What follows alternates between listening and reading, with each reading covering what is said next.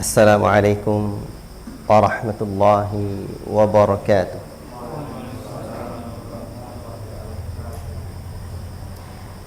Innal hamdalillah nahmaduhu wa nasta'inuhu wa nastaghfiruh wa na'udzu billahi min shururi anfusina wa min sayyiati a'malina. Man yahdihillahu fala mudilla lahu wa man yudlil fala hadiya lahu.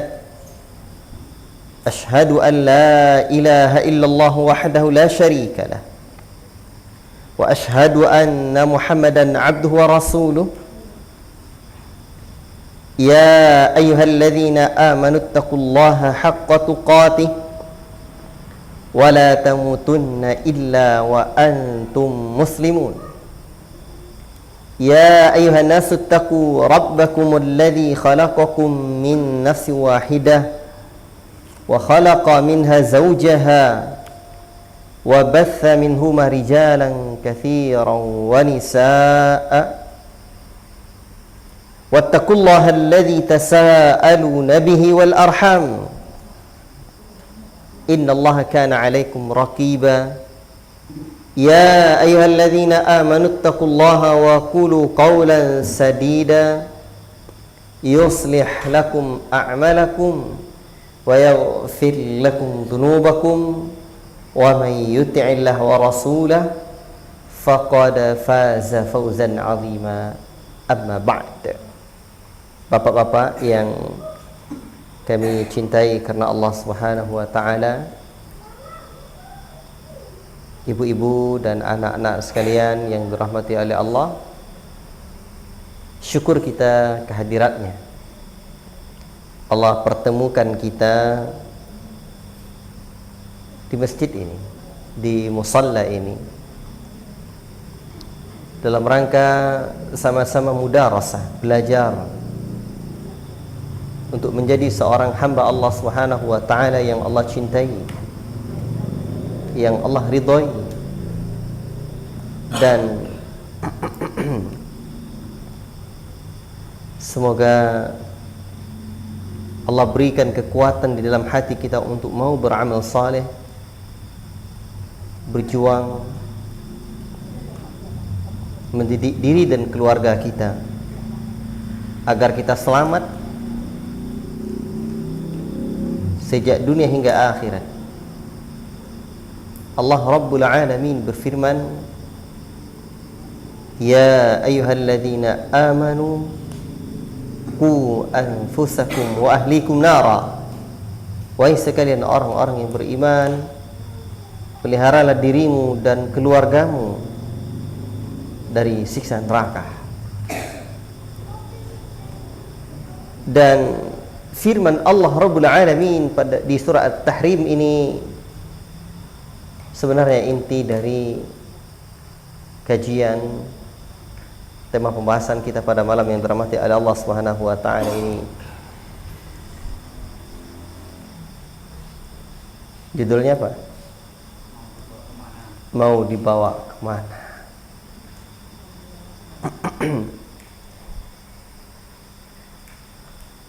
Ke Jakarta atau Bali?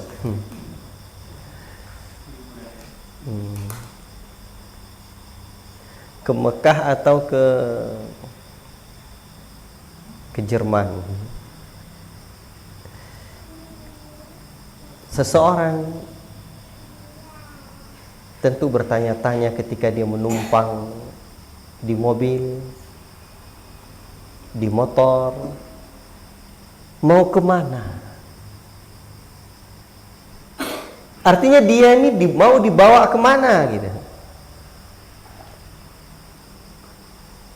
Maka untuk itulah kita juga mau bertanya, mau dibawa kemana? Baik kitanya yang akan dibawa oleh kawan-kawan handai taulan, atau anak kita akan kita bawa kemana? InsyaAllah anak-anak kita mau kita bawa kemana? Atau lembaga tempat kita mendidik anak kita akan dibawa kemana? sehingga pertanyaan mau dibawa kemana adalah pertanyaan yang hadir pada diri kita dalam kegiatan-kegiatan kita. Dan malam ini, pembahasan ini sebenarnya sesungguhnya adalah tentang kajian pendidikan Islam. Saya bawa satu kitab, Tarbiyatun Nabi li Ashabihi, pendidikan Nabi untuk para sahabatnya. Dan saya ingin sedikit mencoba menguraikan dalam kondisi kita sebagai anak bangsa, realita kita hidup di negeri tercinta yang bernama Indonesia Raya ini, di tengah-tengah masyarakat kita, pendidikan kita, pendidikan anak kita dan lembaga kita mau dibawa kemana. Tadi antum saya dah kirim tulisan saya, tujuan pendidikan Islam, tengok aja di WA. Itu tulisan udah lama, tadi saya cari jumpa, tapi tidak murni itu saya sampaikan, tapi itu tulisan lama saya. Silakan kalau mau dibaca-baca nanti. Ya, pentingnya memahami dan memahamkan tujuan pendidikan pada anak dan santri itu ada dua, part 1, part 2. Sebenarnya ada part 3-nya lagi. Tapi perlu saya ini sempurnakan yang part 3 itu. Seingat saya begitu dulu. Baik. Ya, 1443. Sekarang 1444. Udah setahun lebih. Baik. Ikhwati fillah, barakallahu fikum. Dulu di YouTube ada rekaman yang beredar, dan tadi kami dengar lagi dalam mobil dengan anak-anak saya. Rekaman itu ternyata masih ada. Ada seseorang yang menyesal. Beliau seorang doktor di universitas ternama. Ia berkisah tentang penyesalannya.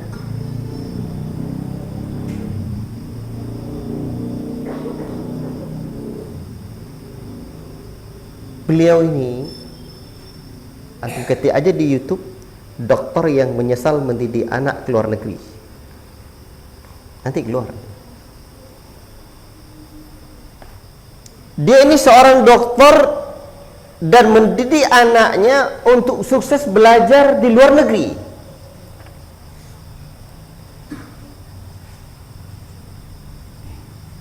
Dan dia juga menulis satu buku kiat sukses mendidik anak atau menyekolahkan anak, tepatnya menyekolahkan, ya, di luar negeri.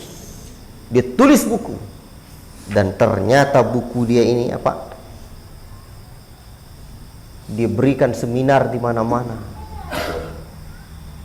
Dibedah buku dia ini. Dan ternyata bukan hanya dia yang sukses, orang yang mengikuti ide, saran yang telah dia tulis dalam bukunya itu pun juga sukses.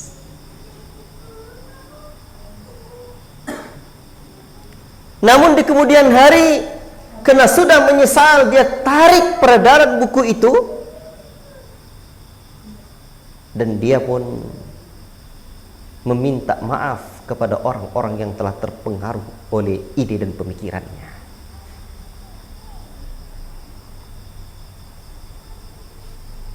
Bagaimana ceritanya dia kok bisa menarik bukunya lagi? Bukankah itu sudah terbukti? Dan itu juga akan menghasilkan uang laris. Dianya juga sudah punya contoh anak dia sudah sukses dengan metode-metode yang dia buat. Sampai anak itu bekerja nanti di sana. Dan dia adalah seorang yang dilahirkan dari keluarga modern yang sangat mementingkan ilmu, sains, pengetahuan, dan juga kekayaan.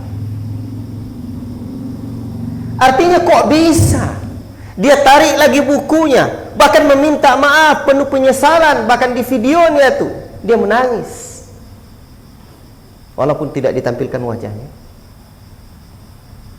tapi videonya cukup beredar, ya, tersebar. Ternyata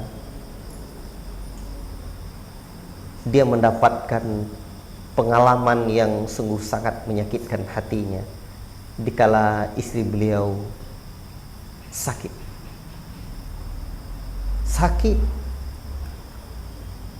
Pergilah ke rumah sakit. Saat itulah tentu seorang ayah butuh anaknya, seorang ibu butuh anaknya. Ditelepon anak pertama. Ternyata anak pertama dia sudah bekerja di satu perusahaan di Amerika sana, dan dia menjawab belum dapat pulang untuk meninggalkan agenda meeting penting yang tak bisa ditinggalkan. Ditelepon anak kedua. Ternyata anak keduanya lagi sedang ujian, khawatir nanti tidak lulus. Dan di situ tidak terlalu panjang diceritakan sudah level apa strata anak dia ini. Ditelepon anak yang ketiga, dan ternyata anaknya yang ketiga juga tidak bisa pulang dan terbang ke Indonesia karena anaknya ini sedang baru mulai bekerja, diterima di perusahaan IT ternama. Orang yang baru bekerja takutlah nanti pekerjaannya apa? Dipecat. La ilaha illallah. Dia sedih dan dia terpukul. Ternyata satu pekan istri dia di rumah sakit. Betul ya? Ternyata qadarullah istrinya meninggal dunia. Dan sampai pada hari di saat istri dia telah dikuburkan, anak dia tidak bisa pulang. Apa nak dikata?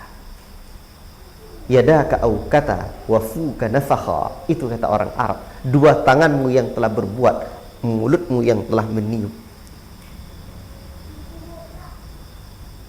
Saya tidak menyalahkan siapa-siapa, katanya.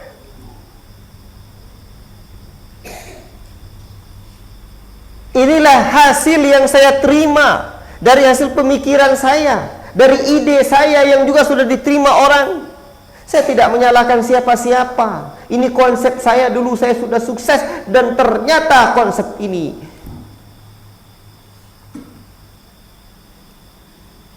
yang membuat beliau menjadi sedih, menyesal. Dan dia menceritakan belakangan dia belajar ilmu agama.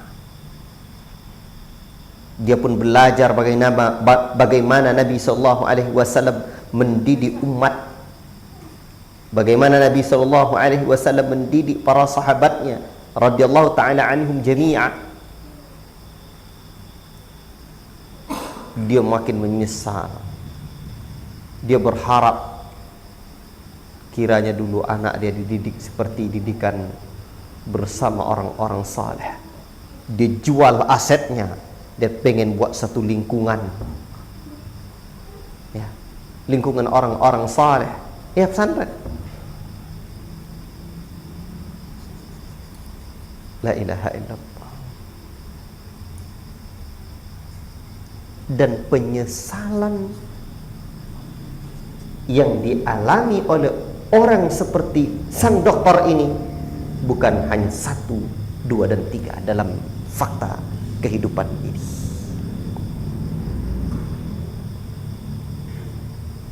Antum sepakat dengan saya? Yakin nggak? Masih banyak dokter-dokter lain, masih banyak orang-orang yang sudah sukses di berbagai belahan dunia ini. Secara zahir dia sukses, tetapi sayang dia menyesal, menderita. La ilaha illallah. Maka pembahasan kita ini sesungguhnya adalah pada tema tujuan pendidikan. Mau dibawa kemana anak kita? Mau dibawa kemana lembaga kita? Diri kita ini juga mau kita bawa kemana?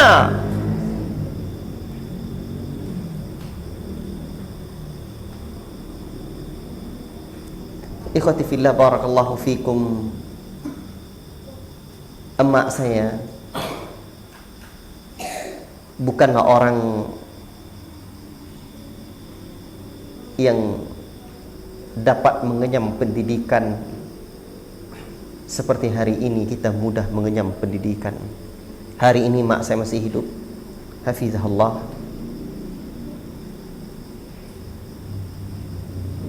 Mak saya buta huruf, tak pandai membaca, mengaji, alhamdulillah. Tapi ketika saya bertanya sama mak bagaimana masa kecil dia, kadang saya bahagia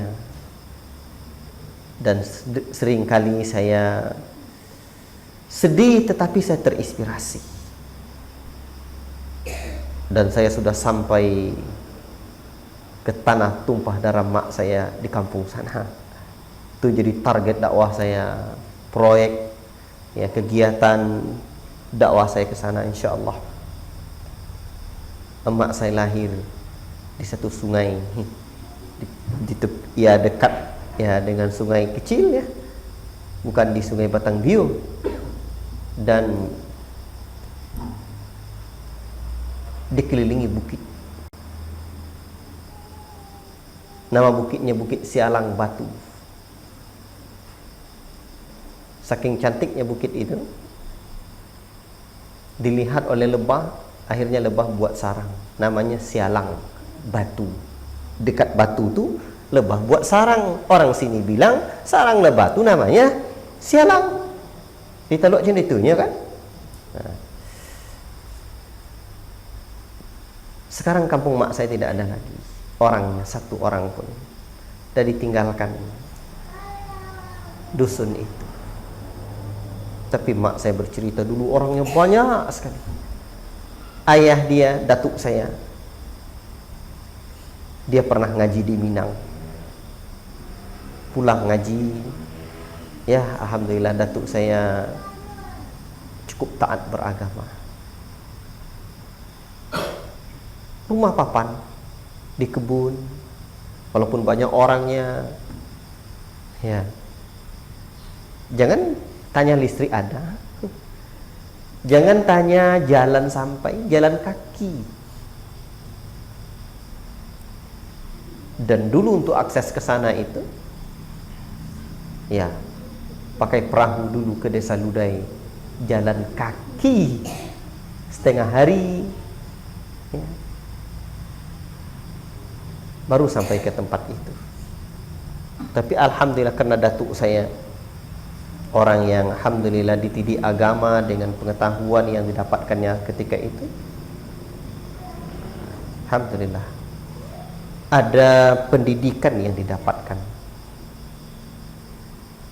Walaupun mak saya tidak pernah melihat bangku sekolah di masa kecilnya, tapi mak saya tinggal hanya berjarak 1 meter dari rumahnya, atau ya di persis di samping rumahnya 1 meter. Ya seperti itulah kira-kira, atau lebih kurang lah ya, surau di samping rumahnya.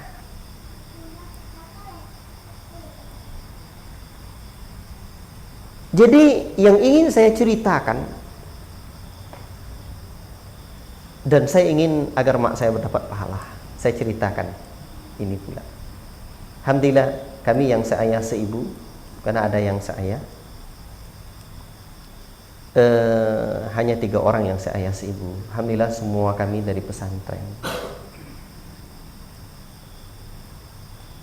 Abang dulu di Minang, saya juga di Kampar Kiri, ya, pesantren juga di sana. Adik juga ya dari pesantren. Saya bahagia sekali, senang sekali, bangga sekali, walaupun mak saya tidak pandai tulis baca.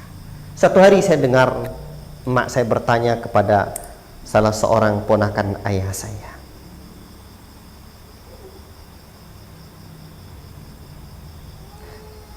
apa kata mak saya? Itu ada saya tulis di part 1 di tulisan itu. Di mana sekolah anak? Apa sekolahnya? Di mana dia sekolah? Lalu ponakan ayah saya ini, bukan kandung tapi cukup dekat lah, dia pun menjawab, dijelaskannya apa dan bagaimana model sekolah anaknya. Begitu mendengar, wah ini tidak tepat nih, mak saya langsung bilang, sekolah anak dia itu tidak tepat. Kok di sana ayahmu sekolahkan kamu? Kata mak saya. Lalu kata mak saya, berarti tujuan sekolahmu hanya cari kerja saja. Apa jawaban ayah dia yang ada di sana itu? Ponakan ayah saya, jawabannya, itu pula zamannya. Itu pula zaman. Inilah lebih kurang secara makna percakapan sederhana mak saya dengan mereka.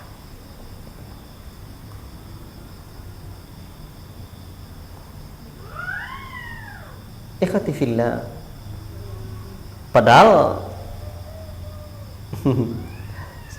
emak saya tidak tahu apa-apa ya, belajar apa, tidak pandai baca tulis.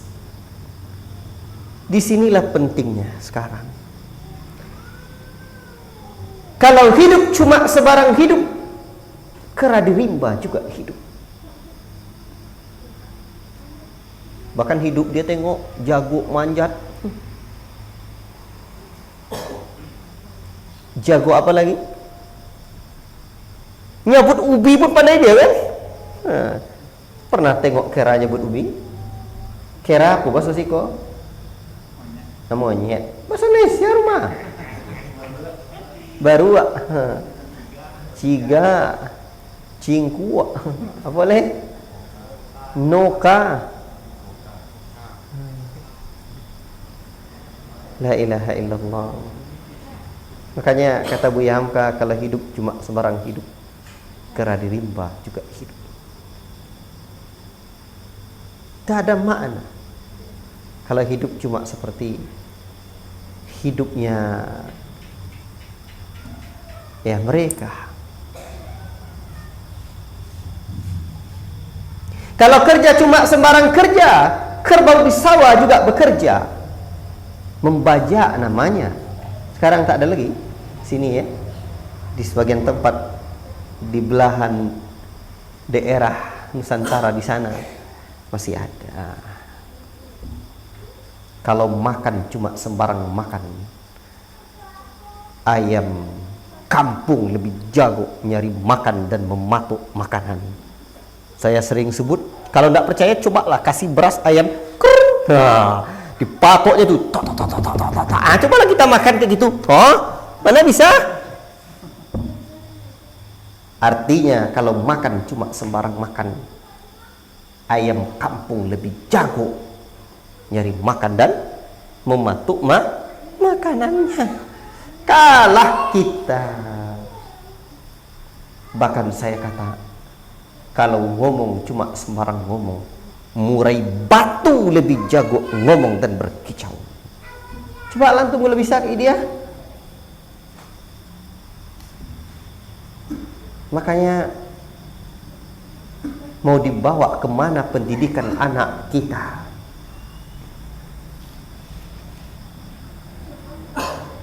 Jawaban ini tentu kita juga harus bertanya dulu.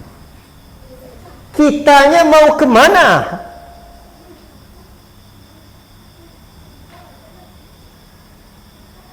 Kalau udah dapat jawaban kita mau kemana, baru dapat jawaban mau dibawa kemana pendidikan anak kita.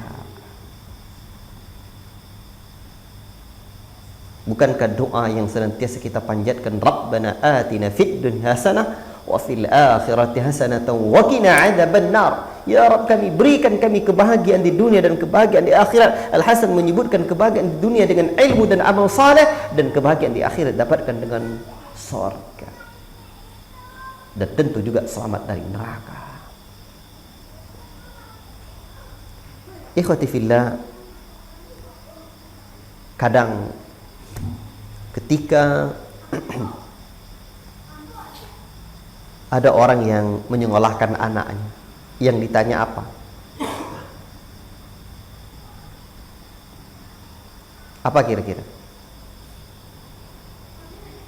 Apa ijazahnya nanti? Tuh. Apa lagi? Bisa kerja di mana besok? Apa lagi, Pak? Dulu adalah salah seorang kakek, ia berasal dari kampung saya juga, bertanya pada abang saya. Tak saya tulis di sini tanda, lupa. Dia sekolah, cucu dia kedokteran, kebidanan. Kata dia sama abang saya kan dari pondok. Tengoklah sekolahmu, katanya. Paling harap-harap sedekah aja, katanya. Tapi tengok anak si fulan disebutnya anak dia, cucu dia tuh disebutnya Bakawi dia pitinya. Apa bahasa Indonesia ni? Coba terjemahan kat dia.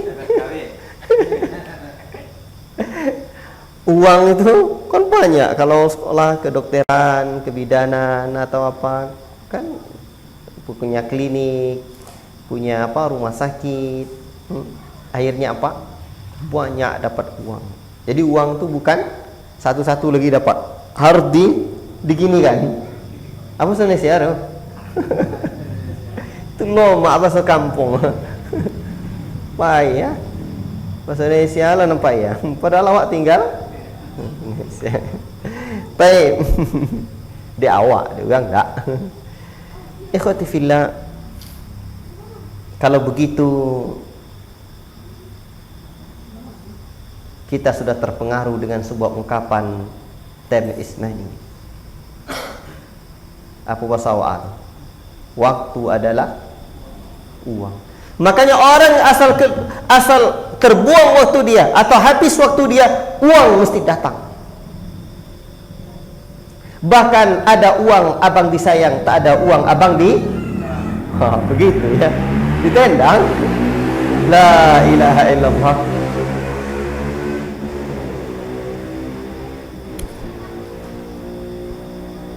Dan sejak kecil dulu kita dengar kebutuhan manusia itu ada 3.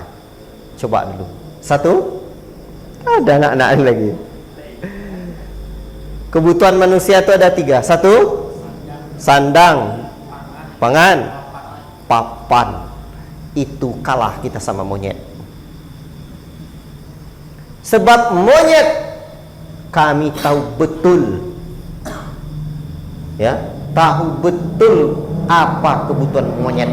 Karena pesantren Markis itu dulu itu kan di pinggir kebun karet sebelum banyak ditebang masyarakat. Itu monyet setiap pagi, setiap malam tidur di keliling pondok tu. Wah. Dan setiap pagi santri dan kami melihat monyet. Ternyata monyet tidak butuh sandal. Dah ada monyet yang pakai baju di atas pohon karet itu dah. Kecuali di sirkus, betul ya? Dan monyet juga tidak butuh papan, cukup di dahan-dahan saja. Dan makan dia tidak mesti beras, apa-apa makan. Berarti kalah kita sama mo. Tapi memang kadang itulah pendidikan negeri tercinta, belum lagi dihapus dari mata pelajaran sejarah ya di sekolah. Manusia berasal dari kera. Itu teorinya siapa? Entah kalau kakek dan nenek moyangnya Darwin dari cigak. Kakek kita tak terima kita berasal dari buah uak pun tak mau dah. Padahal buah uak jago manjek ke kelapa kan. Itu namanya kita tidak mendapatkan apa? Pendidikan yang betul. Ikhwati fillah barakallahu fikum. Dan sewaktu kecil kita juga sudah dapat ungkapan, nak, carilah dunia, jangan lupa akhirat. Kan ya? Betul? Betul nggak ini Pak kira-kira? Cari dunia jangan lupa akhirat. Kalau begitu, cari dunia jangan lupa akhirat. Ini betul nggak nih? Tidak. Apa alasannya? Sebab Allah Rabbul Alamin telah berfirman, wabtaghi fima atakallahu ad-daral akhirah wa la tansa nasibaka minad dunya. Carilah oleh fima atakallahu, apa yang telah Allah berikan kepadamu, atakallahu ad-daral akhirah, negeri akhirat. Jangan lupa bagianmu untuk. Jadi kalau dicari dulu akhirat, dan jangan lupa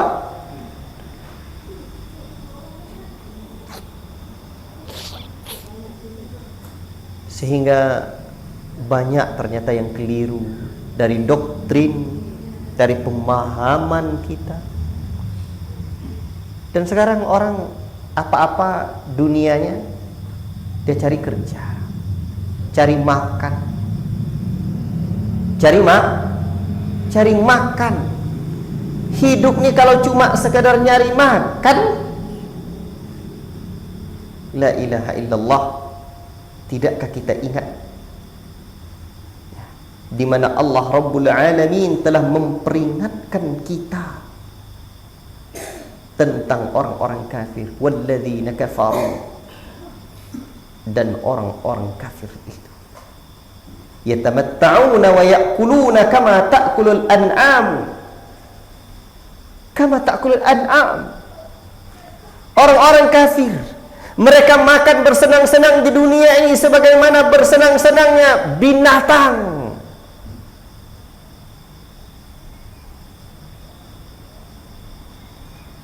Wan naru mathwad lahum, nerakalah tempat kembali mereka kelak.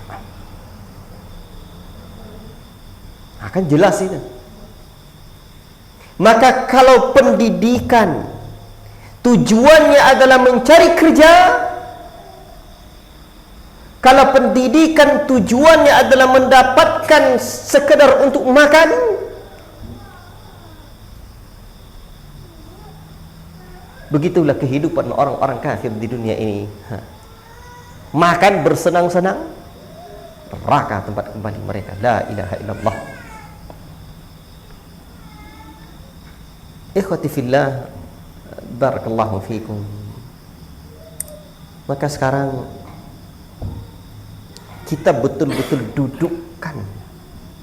tujuan kita mendidik diri kita, mendidik anak kita, menyekolahkan anak kita.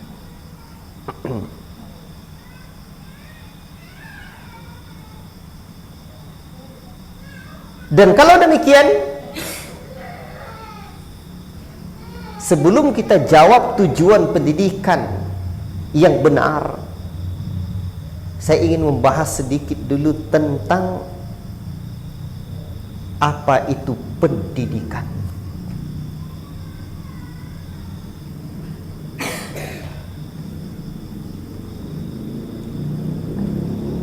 Sekarang apa namanya di kementerian itu?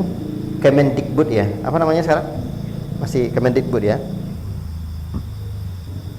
Tidak, singkatannya tuh Kementerian Pendidikan dan Kebudayaan. Pertanyaannya,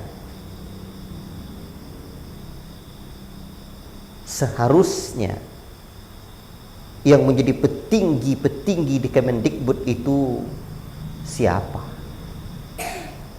Jawabannya, para pendidik pula. Dulu di zaman Belanda, Pak,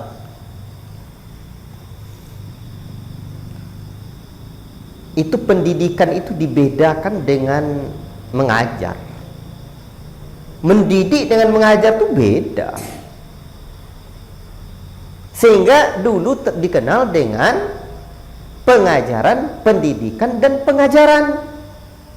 Dalam bahasa Belanda itu disebut pengajaran disebut dengan onderwijs, onderwijs. Apa?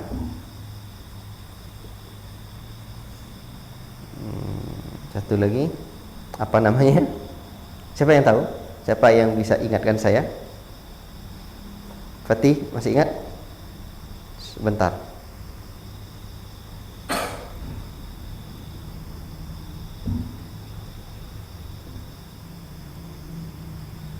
Ya, pengajaran onderwijs dan pendidikan ya tidak disebut dengan onderwijs, tapi opvoeding. Saya tidak tahu bahasa Belanda cara jebut detailnya, tapi ini ada saya bawa di translate.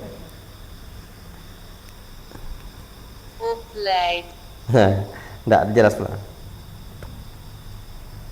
Pengajaran onderwijs dan pendidikan adalah opvoeding. Mohon maaf kalau saya salah cara bacanya, tapi tulisannya opleiding. Kenapa ini saya bawakan? Karena ternyata di negeri tercinta ini dulu juga sudah dibedakan antara pengajaran dengan pendidikan.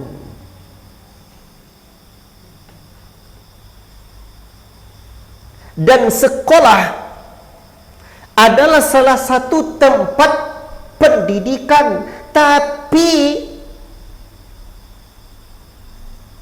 tidak semuanya, bahkan lebih banyak sebenarnya di luar sekolah itu tempat pendidikan, atau pendidikan itu didapatkan lebih banyak di luar sekolah.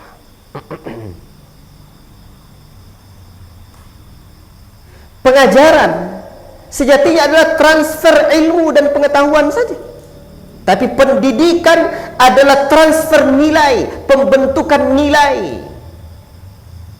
Itu pendidikan.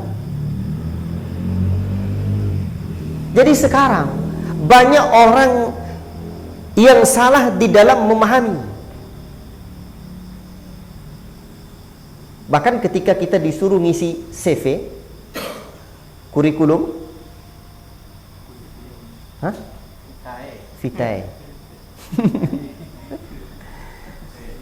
Ternyata itu ditulis apa? Pendidikan terakhir yang bisa ditulis hanya S3. Itu kalah kita sama handphone. Sekarang handphone udah entah S berapa belasannya sekarang. Sayang, pendidikan cuma sampai S3. Dan apakah orang yang sudah sampai S3 tidak dididik lagi setelah itu? Oh, enggak. akibat salah di dalam memahami makna pendidikan seakan yang terdidik itu hanya di sekolah saja. Bapak tahu, dulu memang saya dari dulu itu saya memang nggak mau kuliah, karena buya saya itu dulu ya beliau memahami ya baik nggak kuliah gitu. Dan semasa itu saya melihat kuliah itu transfer copy paste dari buku ke makalah. Mendingan saya beli buku kagak kasih uang sama dosen. Beli buku aja kerja saya. Alhamdulillah di rumah itu kalau untuk sampai sana, alhamdulillah di ruang depan itu ada yang buku saya dan ada yang buku perpustakaan, yang buku pondok ya. Tapi sekarang karena belum ada tempatnya, saya di rumah saya. Itu hari saya menikmati. Cuman yang paling penting itu saya bukan tidak anti sekolah ya, sekarang ya karena udah memahami, belajar terus, saya tidak anti sekolah. Anak saya memang tidak saya pondokkan, tidak saya sekolahkan. Ambil ijazahnya ya paket aja, ini udah dapat paket A ya. So, saya memahami pendidikan itu tidak mesti di sekolah. Baik. Emangnya Nabi sebut talabul madrasah faridatun ala kulli muslim apa? Mencari sekolah wajib bagi setiap muslim. Enggak, talabul ilmi faridatun ala kulli muslim. Menuntut ilmu wajib bagi setiap muslim. Menuntut ilmu nih dari ayunan sampai liang lahat. Bahkan sebelum lahir ke alam dunia ini, semestinya orang tua sudah memberikan bimbingan untuk janinnya dengan kepribadian dia dan amal saleh dia. Dan ternyata yang mempengaruhi jiwa atau terdidiknya seseorang itu minimal ada 5. 1, keluarganya.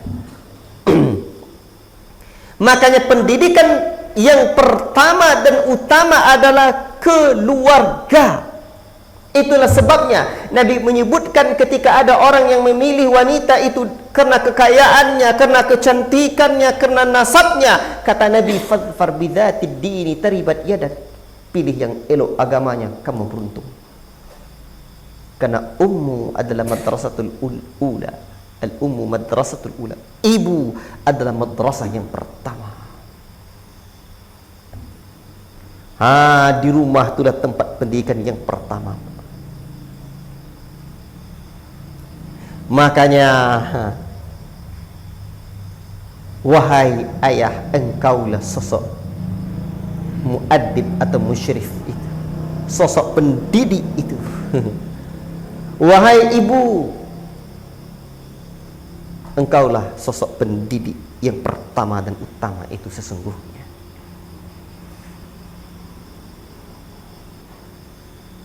Makanya Ali radhiyallahu taala anhu, seingat saya ketika menjelaskan firman Allah, ya ayyuhalladzina amanu qu anfusakum wa ahlikum nara, peliharalah dirimu dan keluargamu dari siksa neraka. Ternyata dengan cara addibuhum wa'allimuhum, tanamkan adab. Dan inilah salah satu dari makna pendidikan, takdib, penanaman nilai adab, akhlak mulia, dan ajarkan mereka ilmu.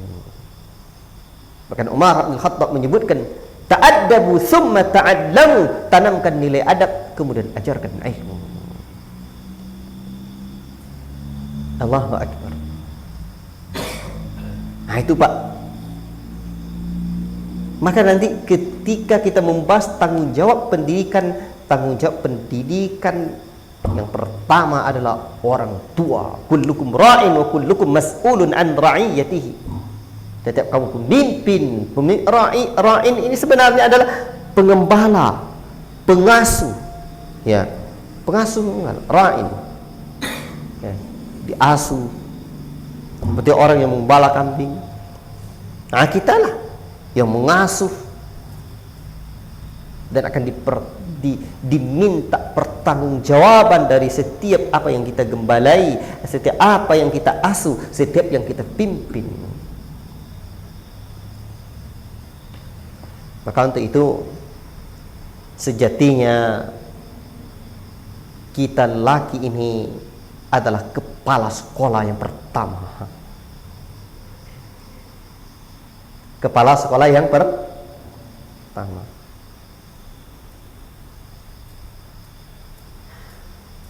Kitalah kepala sekolah yang pertama. Antum sekolah-sekolah yang pertama. Gurunya berapa nanti itu?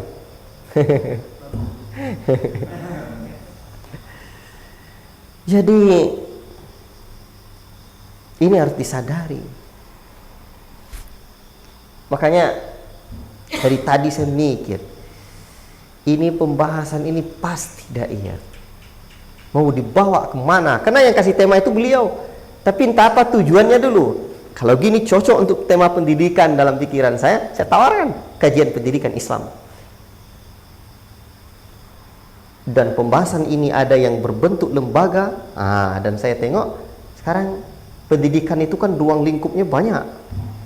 Ini pendidikan keluarga lah yang banyak kita tekankan nanti. Tapi karena beliau juga punya lembaga, insya Allah kita juga akan bahas ke sana. Baik, sekarang ya ikhwan, ibu-ibu sekalian yang dirahmati oleh Allah, itu saya belum menjelaskan tentang apa. Sudah masuk waktu ya. Ingatkan nanti kita sholat dulu nyambung atau azan dulu gimana? Sholat dulu ya. Masih nyambung ya? Baiklah. Ingatkan nanti sampai beberapa hal yang mempengaruhi pendidikan. Baru satu saya sebut, keluarga. Ya. Wallahu ta'ala a'lam bissawab. Wa sallallahu wasallam ala nabiyina Muhammad wa ala alihi wa sahbihi ajma'in. Wassalamualaikum warahmatullahi wabarakatuh. Assalamualaikum warahmatullahi wabarakatuh. Alhamdulillah wassalatu wassalamu ala Rasulillah wa ala alihi wa sahbihi wa man tabi'ahum bi ihsanin ila yaumis sa'ah. Amma ba'd. Ikhwati fillah, barakallahu fikum. Itulah pendidikan. Dan ilmu pendidikan ini tidak hanya dibutuhkan oleh guru TK, guru SD, dan seterusnya sampai dosen saya, tidak. Bahkan yang pertama kali membutuhkan ilmu pendidikan adalah kita, ayah dan ibu. Karena nanti yang akan ditanya kita tentang pendidikan anak kita. Untuk itulah tadi sudah saya sebutkan bahwa ada 5 yang mempengaruhi pendidikan seorang anak. 1, keluarga. 2, lingkungan. Lingkungan dia, tempat bermainnya siapa, di mana, teman bermainnya siapa. Yang ketiga baru sekolah. Yang keempat tontonan. Yang ditontonnya apa? Yang kelima bacaan. Minimal 5 ini. Tapi sekarang poinnya ini belum saya jelaskan. Saya masih menerangkan tentang makna pendidikan.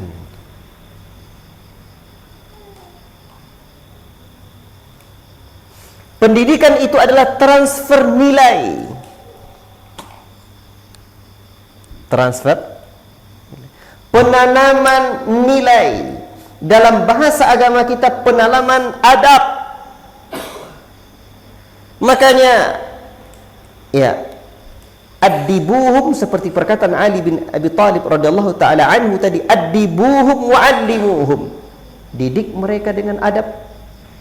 Didik adab mereka, tanamkan ilmu. Maka salah satu makna dari makna pendidikan adalah at-ta'dib, penanaman nilai adab. Dan itulah tugas Rasul diutus. Innama bu'ithu liutammima makarimal akhlaq. Hanya saja aku diutus untuk menyempurnakan akhlak manusia.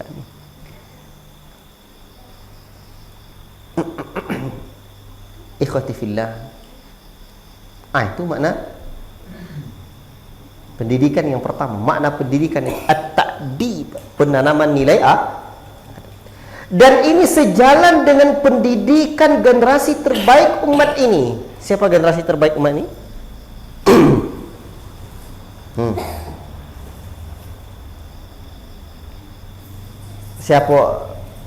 Siapa kira-kira Pak yang paling terbaik dari umat Muhammad kok? Kapan kira-kira Pak? Zaman Indonesia merdeka, atau zaman ketumbar dulu, atau zaman PRI, atau zaman para ulama, atau zaman Nabi? Mana kira-kira Pak? Siapa nama Pak? Bapak siapa nama? Lagi rajin nampak anda tadi? Pak Tansen. Oh, Masya Allah. Mana asli? Asli orang mana? Sentajo. Sentajo, itu bahasa awaknya dah kan? Ya. Kira-kira mana yang paling kan awak kau nama generasi kini kau kan generasi apa? Generasi micin, ketek-ketek lah makan ini kan?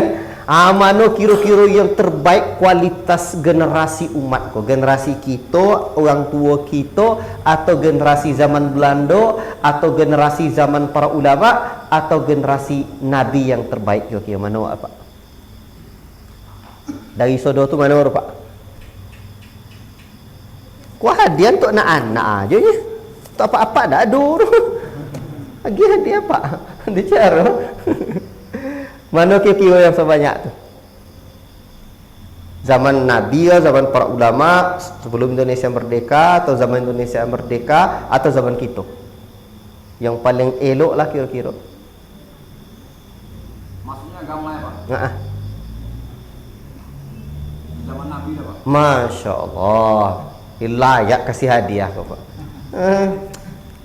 Ikut diganti kasih hadiah. Ikut wajib yang ikut dikeluarkan dulu, suruh Pak minum isi. Itu baru. Baru bagian ke anak-anak ikut balik.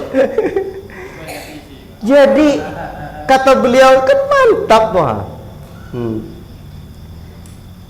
Agama terbaik itu zaman Nabi. Berarti pendidikan generasi terbaik adalah pendidikan zaman Nabi. Dan itu selaras, tepat Pak, 100%. Kata Nabi, khairul quruni qarni, thumma alladhina yalunahum, thumma alladhina yalunahum. Generasi terbaik adalah generasi itu. Kemudian satu kurun lagi setelahnya, satu abad lagi setelahnya, kemudian satu abad lagi setelahnya, 3 abad.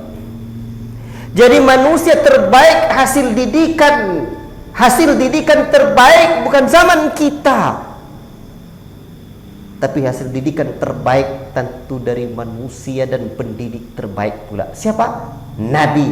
Maka agama terbaik adalah agama di zaman Nabi, dan pendidikan terbaik adalah pendidikan zaman Nabi. Lulusan terbaik adalah lulusan di madrasahnya Nabi. Bagaikan hulu sungai, bagaikan sungai yang paling jernih, yang paling segar, yang paling bagus airnya di muaranya atau di hulunya?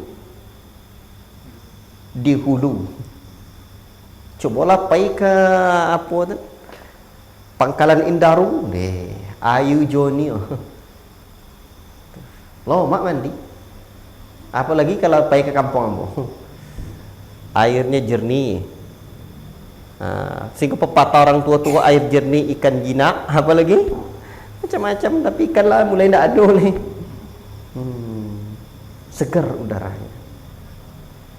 Kenapa? Di Muara Keruh dah banyak. Baik, berarti apa sampai siko tadi? pendidikan terbaik itu adalah pendidikan Nabi. Nabi diutus untuk menyempurnakan akhlak. Maka manusia yang paling baik akhlaknya adalah para sahabat, muridnya Nabi. Maka murid pertama di kalangan umat ini adalah para sahabat. Guru pertama setelah Nabi adalah para sahabat. Maka siapapun yang ingin menjadi pendidik sukses, contoh Nabi dan para sahabat. Siapapun yang ingin menjadi murid terbaik, contohlah para sahabat. Nah, jadi untuk itu cara orang kini, dalam istilah sekarang, kita punya role model yang akan dicontoh dalam pendidikan ini. Siapa itu? Wah, ini dia, Nabi. Dan ternyata hakikat pendidikan Nabi itu penanaman nilai akhlak, penanaman nilai adab. Itulah makna pendidikan. Maka kalau dari sisi ini saja kita sudah memahami makna pendidikan, tentu kita akan sudah mulai mengetahui apa tujuannya, mau dibawa kemana anak dan keluarga kita, mau dibawa menuju akhlak mulia, adab yang baik. Dan adab itu luas, mulai dari adab kepada Allah, adab kepada Nabi, adab kepada orang tua, adab kepada guru, adab kepada tetangga, adab kepada sahabat, dan semuanya. Bapak tahu saking luasnya pendidikan adab, Pak? Saya punya satu kitab judulnya Mawsu'atu Nadratin Na'im fi Ahlaki Rasulil Karim. Itu ensiklopedia akhlak Nabi. Itu sekitar 200 akhlak terpuji, 160-an akhlak tercela. Itu kitab saya dapat hadiah dulu di Maktab Jaliyat Makkah Selatan. Jadi bayangkan luasnya. Dan sekarang yang terjadi, penyakit umat ini loss of adab, kurang adab. Sudahlah pengkajian adab tidak komprehensif, ditambah lagi apa? Para pendidiknya juga tidak beradab. Sehingga keluarlah ungkapan, kalau guru kencing berdiri, murid tentu kencing berlari. Tuntung larinya. Kalau dihadapkan ke orang guru, kalau dihadapkannya kencing dia ke mulut guru dari mana? La ilaha illallah. Baik. Jadi ini baru makna pendidikan. Jadi kalau kajian ini rutin, Pak, ini kan saya bahas secara perlahan nanti tentang pendidikan, insya Allah. Makanya ruang lingkup pendidikan itu luas. Ini saya baru bahas makna pendidikan. Tapi dari makna ini sudah nampak tujuannya, mau dibawa kemana? Menuju akhlak mulia. Karena itulah fungsi Nabi diutus oleh Allah Rabbul Alamin. Dan ini sejalan dengan pendidikan generasi terbaik umat ini. Kata Ibnu Sirin, kanu yata'allamuna al-hadiya kama yata'allamuna al-ilma. Mereka dulu mempelajari petunjuk, yakni adab, sebagaimana mereka mempelajari ilmu. Bahkan mereka dahulu belajar adab sebelum belajar ilmu. Dahulu Makhlad bin Al-Husain berkata kepada Ibnu Mubarak, nahnu ila kathirin minal adab ahwaju minna ila kathirin min hadithin. Kami lebih butuh mempelajari adab banyak ketimbang mempelajari ilmu, mempelajari hadis. Bahkan Ibnu Mubarak, saya mempelajari adab, ta'allamna al-adaba 30 aman. Saya mempelajari adab 30 tahun. Wa ta'allamna al-ilma 20, dan kami mempelajari ilmu 20 tahun. Adab lebih banyak, adab lebih luas. Dan juga dahulu lihatlah bagaimana Al-Imam Malik dididik oleh ibunya, Imam Darul Hijrah. Kanat ummi tu'ammimuni. Dulu ibuku memakaikan aku sorban, pakaian dia. Dan Ibu dia berkata, wa taqulu li idhab ila Rabi'ah fata'allam min adabi qabla ilmi. Pergilah kamu kepada Rabi'ah, seorang alim di zamannya, pelajarilah adabnya sebelum engkau mempelajari ilmunya. Allahu Akbar. Pendidikan beradab. Dan tadi sudah saya sebutkan bahwa ya, adab ini penting. Adab kepada Allah. Nah, jadi di saat tujuan pendidikan tak kemana-mana sekarang, ini harus kita kembalikan. Dan penanaman adab itu di rumah mulai. Dan di antara makna pendidikan juga adalah at-tazkiyah, penyucian jiwa, mendidik hati sebelum otak dan jasmani. Sehingga dulu Pak Habibie bilang imta dan ibtek.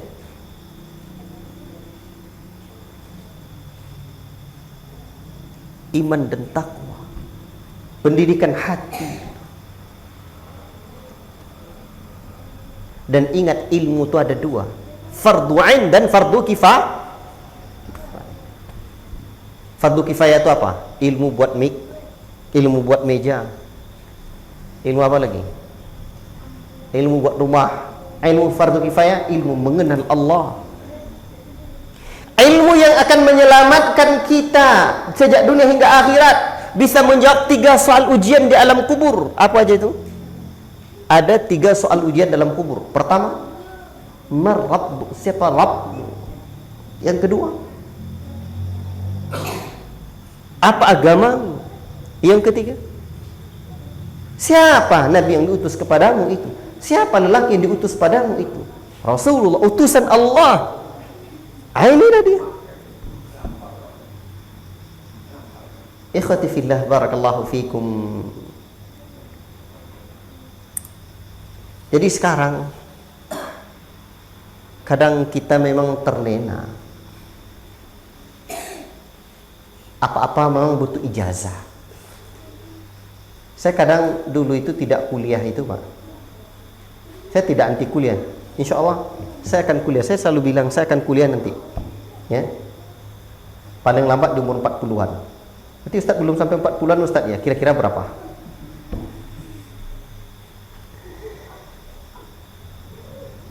Dan salah satu tujuan saya ingin mendidik adik-adik dan kawan-kawan saya dapat ilmu, tidak mesti kuliah. Karena yang disebut Nabi menuntut ilmu bukan menuntut madrasah, mencari ilmu bukan mencari madrasah.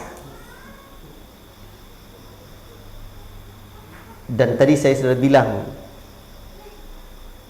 ternyata kera, kan kebutuhan manusia tadi sandang, pangan dan papan. Kalau hanya itu lebih jago kera. Kenapa? Kera tidak perlu ijazah untuk bisa bekerja. Kami sudah pastikan itu. Dah kami teliti terus di pondok tuh, kera datang terus di kebun karet itu. Ternyata kera tidak butuh ijazah untuk dapat kerja. Kalau cuma sebagai nyari kerja. Untuk itulah dulu Ki Hajar Dewantara mengkritik arah pendidikan yang hanya kerja ke kerja itu. Di sini enggak salah saya tulis ya. Bagaimana Ki Hajar Dewantara ini kritikan bapak pendidikan negeri ini. Nah, jadi pendidikan yang utama itu menanamkan kepribadian, itulah adab. Makanya Ki Hajar Dewantara mengkritik pendidikan yang selama ini kata beliau. Saya punya buku Ki Hajar Dewantara, Pak. Ya. Kata beliau begini,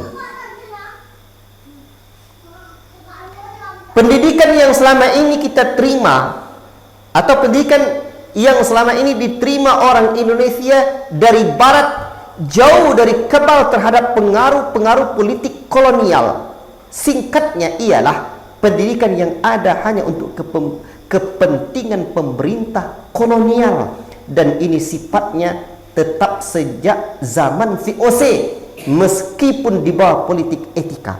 Tetapi anehnya, kata beliau, banyak priai atau kaum bangsawan yang senang dan menerima model pendidikan seperti ini dan mengirimkan anak-anak mereka ke sekolah yang hanya mengembangkan intelektual dan fisik semata, hanya memberikan surat ijazah yang hanya memungkinkan mereka menjadi buruh.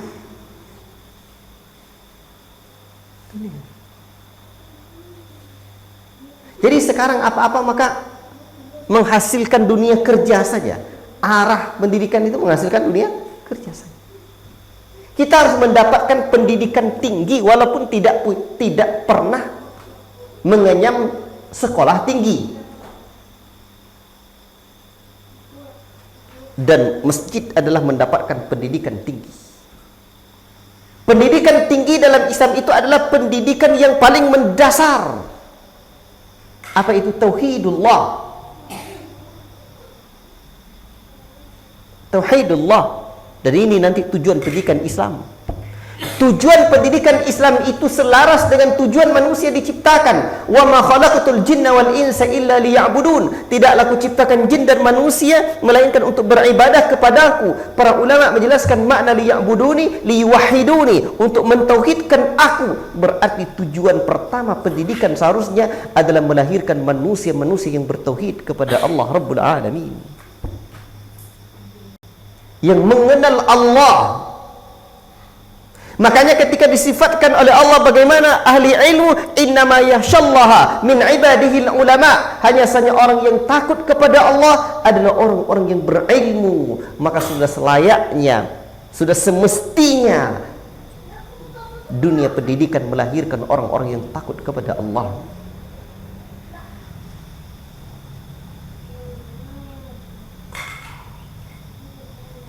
Dan itu pendidikan tinggi itu didapatkan di masjid. Jadi, dan tidak semua orang yang mendapatkan, yang pernah belajar di sekolah tinggi mendapatkan pendidikan tinggi. Camkan ini. Tidak semua orang yang pernah sekolah tinggi mendapatkan pendidikan tinggi.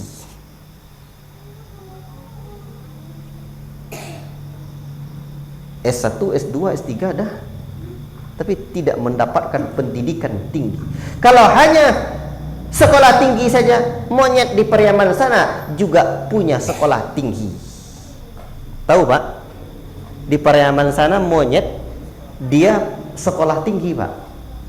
Ya, ada tempat sekolahnya monyet itu. Ternyata begitu saya cari infonya, ternyata memang betul monyet dapat sekolah tinggi. Sebab tempat dia disekolahkan memang tinggi. Sebab objeknya apa? Memang kelapa. Dididik dia untuk bisa manjat kelapa. Dan ternyata itulah sekolahnya, sekolah tinggi memanjat kelapa. Jadi kalau cuma mendapatkan sekolah tinggi, monyet juga punya sekolah tinggi. Kalau nggak percaya tengok. Kalau tidak salah saya di Pariaman, di YouTube itu ada sekolah. Ternyata monyet sekolah tinggi di Pariaman. Ketik dapat di nanti itu. La ilaha illallah. Makanya sekarang dunia pendidikan kita harus tanya lagi, arahnya kemana? Tujuan pendidikan anak kita mau apa? Maka jangan sekali-kali jangan bercita-cita anak kita untuk jadi ini, jadi itu, tidak.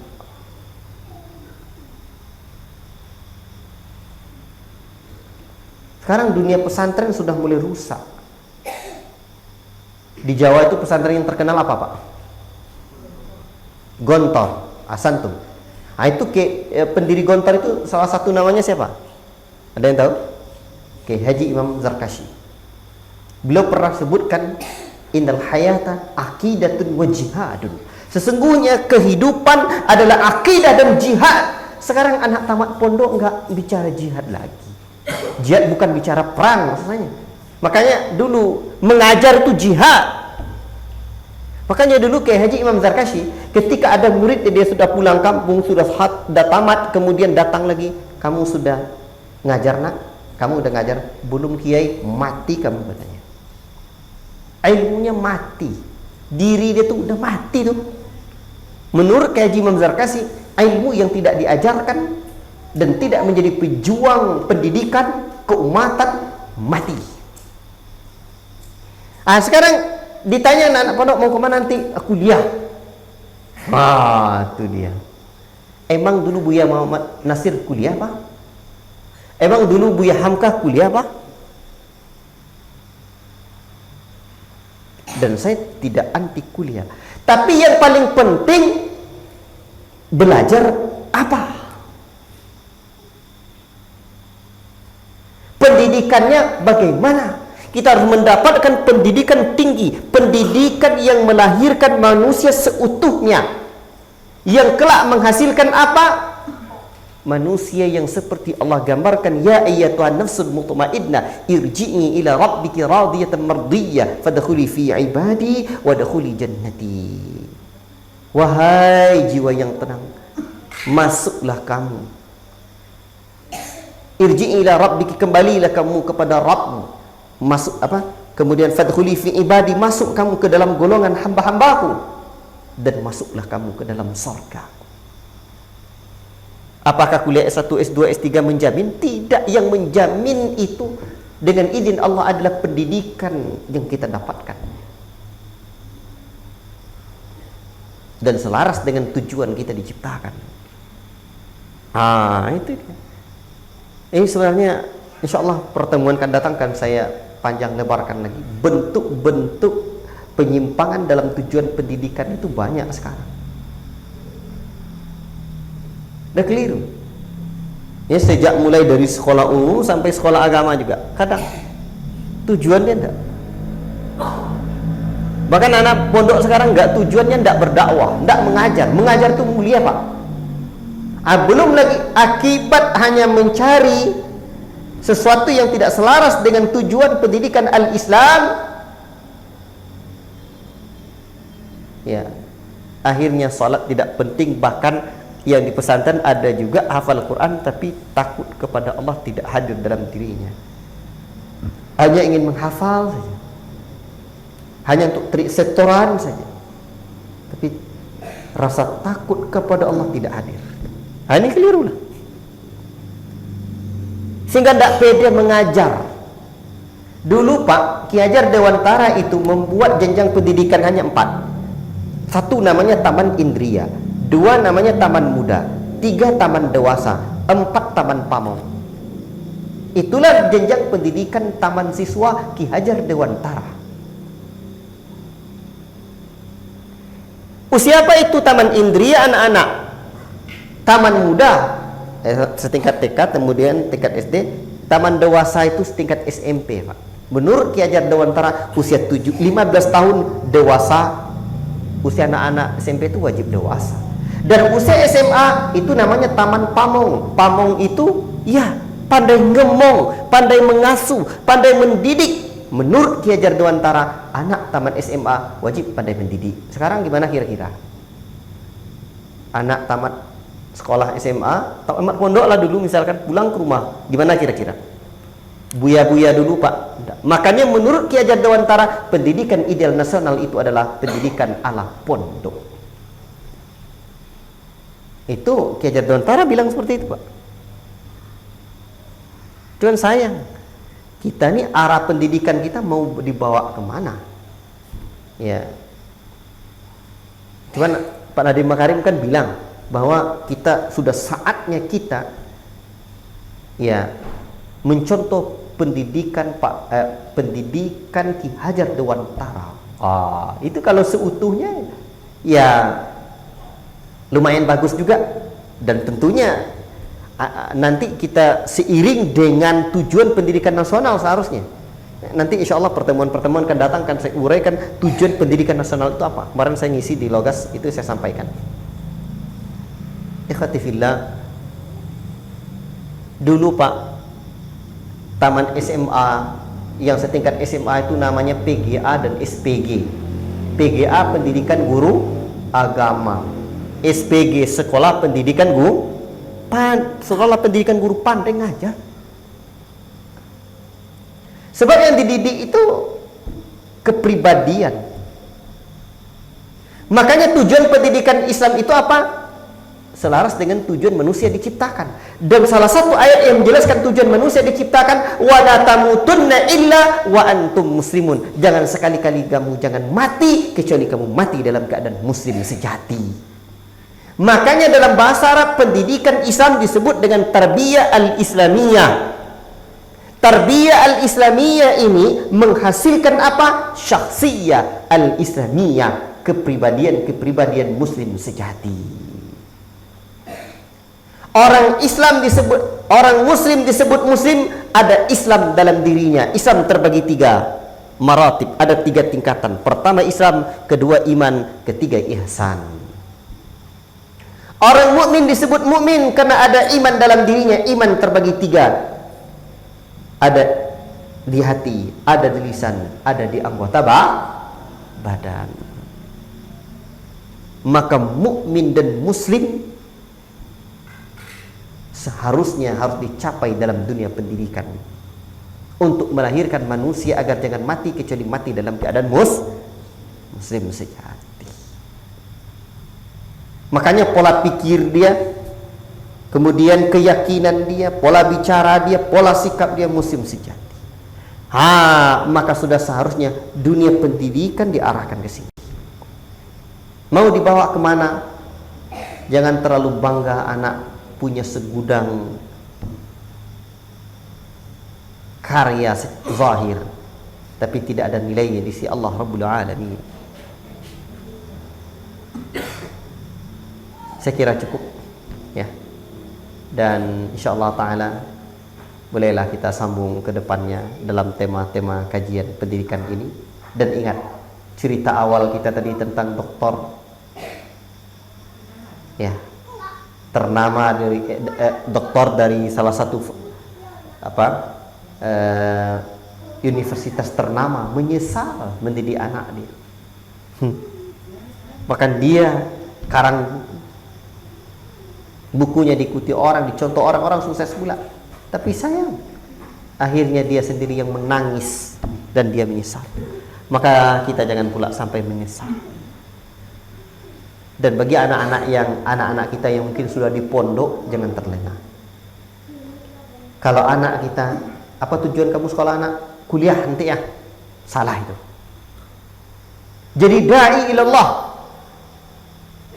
berjihad, mengajar, menuntut ilmu. Tujuannya menuntut ilmu. Kalau menuntut ilmu Allah berikan rezeki di kuliah, alhamdulillah. Jika tidak, tidak kuliah pun juga ilmu, talabul ilmi bukan talabul madrasah. Mencari ilmu. Makanya jangan terjebak menjadi pada dunia sekolahisme. Apa-apa sekolah. Apa-apa sekolah. Kalau tidak sekolah tidak menuntut ilmu. Enggak bisa.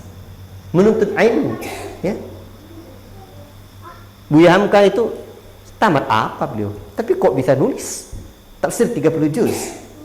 Buya Muhammad Nasir, saya memberikan contoh yang real di negara kita ini, di negeri kita tercinta ini. Belum lagi kita bicara di zaman para sahabat. Maka ketika dulu saya buat sekolah Pak, waktu itu kan kita belum resmi ijazahnya dari Depak, bukan. Sekarang alhamdulillah sudah. Itu ada yang mengkritik, ya, tapi ada lagi yang bela. Itu Abu Bakar dulu tamat apa? Jadi bukan soal sekolah di mana, tapi pendidikannya apa, yang mendidiknya juga siapa, sehingga betul-betul ya selaraslah dengan tujuan manusia diciptakan. Sehingga ketika ditanya mau dibawa kemana, mau dibawa agar selamat di dunia akhirat. Wallahu ta'ala a'lam bishawab. Cukup sekian dulu tema kajian kita tentang pendidikan Islam pada pertemuan perdana ini. Mudah-mudahan Allah berikan kita kesempatan untuk dapat sama-sama belajar lagi. Wassallallahu wasallam ala nabiyina Muhammad wa ala alihi wa sahbihi ajma'in.